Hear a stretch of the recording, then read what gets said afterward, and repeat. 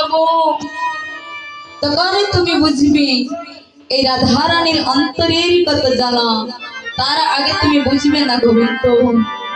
গোবিন্দ তোমাকে আমি শিশুকাল থেকে ভালোবাসি।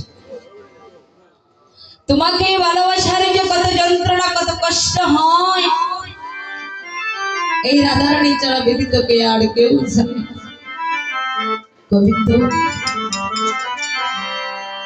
এই জগতে তোমাকে ভালোবাসার কারণে কত রাজা তার রাজ্য হারিয়েছে।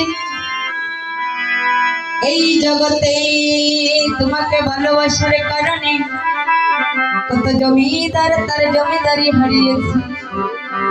গোবিন্দ এই জগতে তোমাকে ভালোবাসার কারণে